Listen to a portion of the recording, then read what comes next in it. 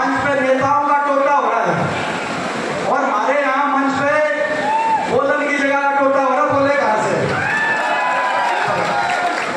पूरे हरियाणा की आप तक आवाज आ गई कि नहीं आ गई? किसकी सरकार बन रही है हरियाणा में? सिस्टम घुमा दिया कि नहीं घुमा दिया सिस्टम?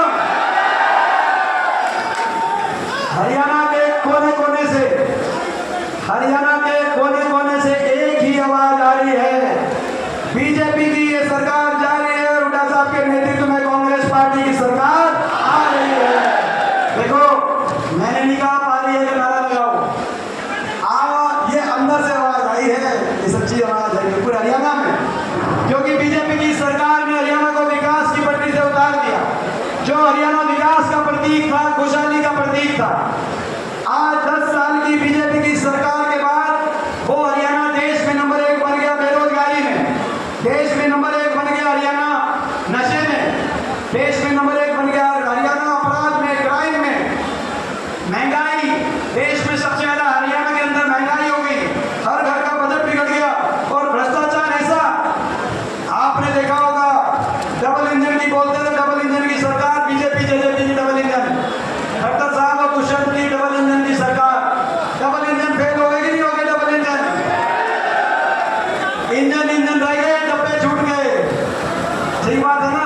और डबल इंजन की सरकार थी काम करने के लिए, डबल इंजन नहीं, डबल इंजन की सरकार थी लूट मचाने के लिए। डबल इंजन प्रदेश को लूट गए 5 साल तक, प्रदेश में भ्रष्टाचार किया और उसके बाद सिरसा रैली में मैंने कहा था, दिसंबर में आपको याद होगा, मैंने कहा था कि ये समझौते से समझौता तोड़ेंगे लोकसभा इलेक्शन से पहले, कहा था कि नहीं कहा था सिरसा रैली के अंदर, और इन्होंने लोकसभा से 1 हफ्ते पहले समझौता तोड़ दिया। समझौता तोड़ते ही अगले दिन दुष्यंत चौटाला का बयान आया कि बीजेपी के सारे घोटालों की लिस्ट लेकर बीजेपी के सारे घोटालों के राज बताऊंगा।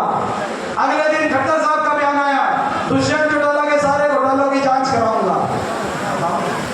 5 साल के तक मिलकर लूट खा गए, हरियाणा का भट्टा बिठा दिया और उसके बाद एक दूसरे घोटालों की जांच करा रहे हैं, राज बता रहे हैं, मत जनता सब जानती है।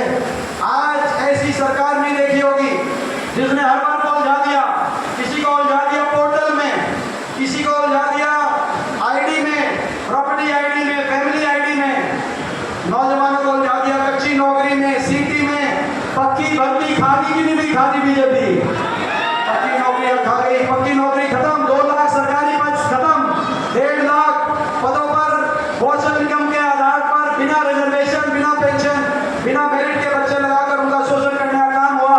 फौज की पक्की भर्ती खत्म, अग्निवीर की योजना आ गई। आज हर वर्ग को उलझाने वाली ये सरकार साबित हुई और हर वर्ग को सड़क पे लाने वाली और हर वर्ग का अपमान करने वाली ये सरकार साबित हुई। इतना अहंकार बढ़ गया इस सरकार का।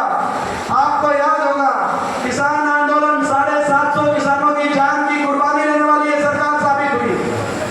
1 साल तक किसान बैठा रहा। इस बात का तो दुख है कि 1 साल तक इनकी सुनवाई नहीं हुई किसान की, लेकिन उससे भी ज्यादा इस बात का दुख है कि सहानुभूति के 2 बोल भी नहीं निकले बीजेपी के मुंह से। 750 घर जड़ गए, किसी का बेटा था, किसी का बाप था, किसी का भाई था, किसी का घरवाला था, लेकिन सहानुभूति के 2 शब्द नहीं। क्या कसूर था देश के किसान का कि देश की प्रजातंत्र लोकतांत्रिक व्यवस्था से जुड़ी हुई सरकार ने इतना भेदभाव किया? उस सरकार के दिल में किसान